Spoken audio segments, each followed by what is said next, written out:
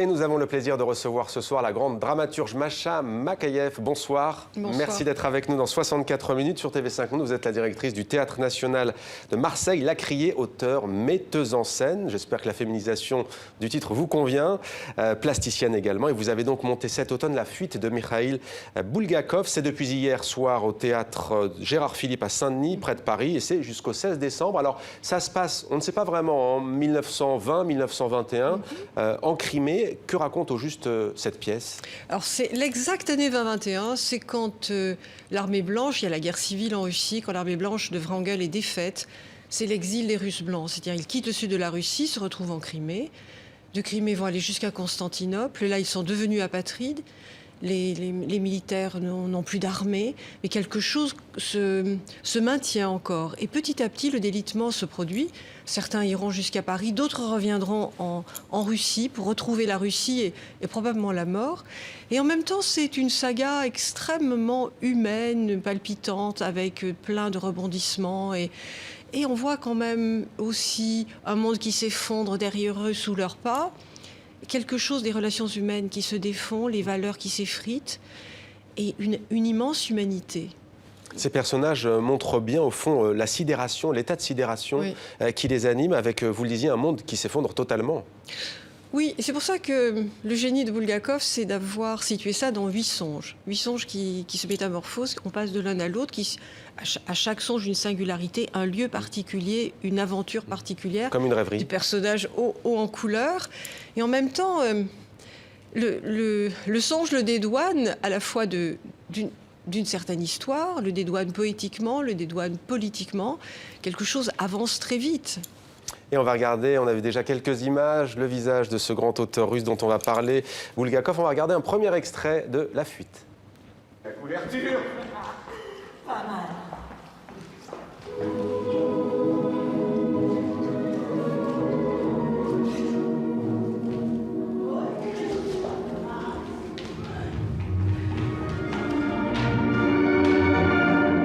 Attendez. Je vais t'en soulever une, moi, de couverture. Ce serait bien le diable si l'on ne trouve pas un individu à pendre dans ce monastère juste pour marquer le coup. Ces trois-là, les rouges les ont oubliés en filant.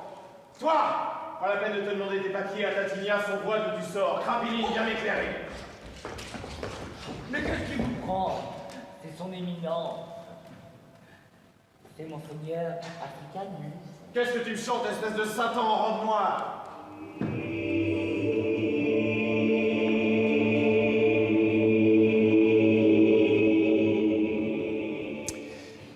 Masha Makayeff, l'exil, tout laissé derrière soi, difficile de ne pas y voir une résonance avec ce qu'on vient de voir en rappel de titre, la Libye notamment. C'est une œuvre universelle. Bien sûr, c'est la permanence et la force du théâtre et de la littérature, c'est que les choses s'inscrivent dans l'humanité de la même façon. Là, c'est une période très précise dans la situation russe après la Révolution. Mais au fond, la défaite, être du côté des vaincus, être tout d'un coup de ceux qui sont devenus des parias, que l'on pousse dehors, qui sont privés de tout. Et ce qui s'ensuit dans les cœurs, dans les âmes, évidemment, Boulgakov, c'est un immense auteur russe, et c'est aussi un médecin. Donc ce qui l'intéresse aussi, ce sont les corps.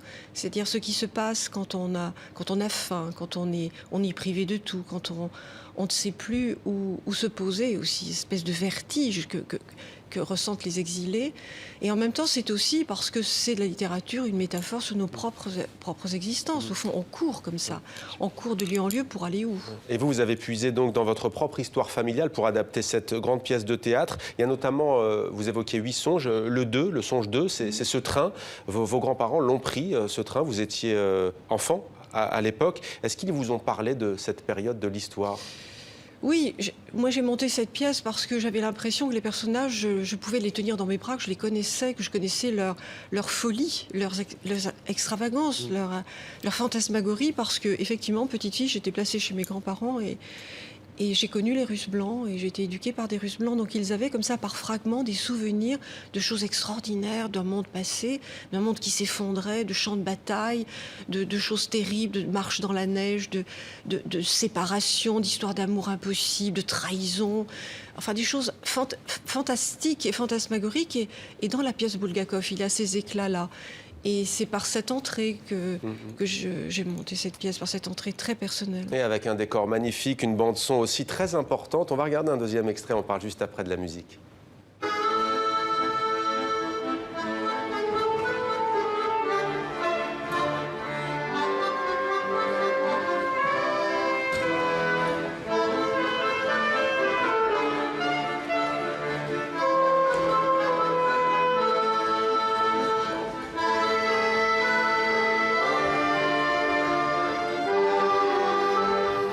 Voilà, une musique omniprésente, des valses, des tangos. Il y a même une participation de Preljocaj Cage. Bande-son donc formidable. Qu'est-ce qu'elle apporte à l'œuvre?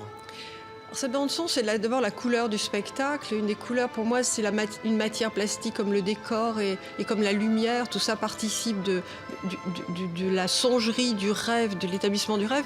Et puis, il y a le phénomène qu'on est dans un état psychique et qu'il y a aussi une architecture sonore qui fait dire que on n'est pas vraiment dans une réalité, que le rêve est fait de fragments de réel, mais il fallait raconter le rêve au théâtre. Et donc, c'est tous ces artifices du théâtre qui nous aident à le faire. Et puis, on a une troupe formidable. Quelquefois, c'est leur propre voix et quelquefois, c'est des voix à peine retouchées.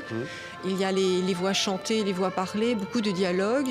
Parce que chez Bulgakov, on passe du drame absolu, historique, immense, formidable, au burlesque complet et au théâtre satirique.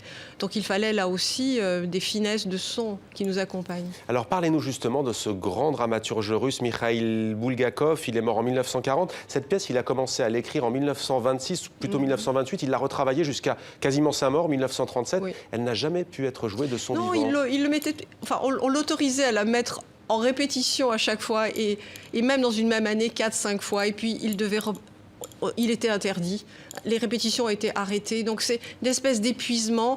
Et en même temps, ce qui est magnifique chez ces poètes et tous ces contemporains, c'est l'entêtement de ces artistes à continuer à écrire, à peindre, à écrire des poèmes, à les apprendre par cœur. Et c'est pour ça aussi qu'aujourd'hui, on a cette œuvre. Et que cette œuvre nous parle énormément, parce qu'aujourd'hui, des artistes empêchés sur la planète, il y en a plein. Qu'est-ce qui dérangeait chez cet auteur et sa génération? Parce qu'il n'était pas le seul, justement, à être libre, mais à en avoir payé le prix. Je pense que c'est sa modernité, mais surtout, comme Shostakovich, son génie, qui est très, très déplacé. Et puis surtout, qu'il ne met pas son génie au service de l'homo soviéticus, de l'homme... qu'il faut célébrer, l'homme nouveau, etc. Lui, il parle des vaincus. Ce qui l'intéresse, c'est ceux qui ont tout perdu. Qu'est-ce qui se passe quand on est morphinomane, quand on a abandonné sa femme sur un quai de gare, quand on est un général dégradé, qu'on n'a plus sa langue, qu'on n'a plus rien, on a perdu ses bagages sur un quai de gare? C'est ça qui l'intéresse. Qu'est-ce qui se passe dans ce cœur de ceux qui n'ont plus rien et qui ne sont plus rien aux yeux des autres? Et vous, que vous reste-t-il aujourd'hui de la Russie? Écoutez, moi, j'ai accepté il n'y a pas très longtemps que j'étais l'héritière de fragments, de choses, d'une archéologie, de quelque chose, d'un monde qui a disparu, et en même temps d'une force poétique formidable et le goût aussi des gens déclassés. Merci beaucoup, Masha Makayev. La Fuite, c'est donc au théâtre Gérard Philipe de Saint-Denis, près de Paris. C'est donc depuis hier soir et c'est jusqu'au 16 décembre. Merci d'être venu sur notre plateau. Merci à vous.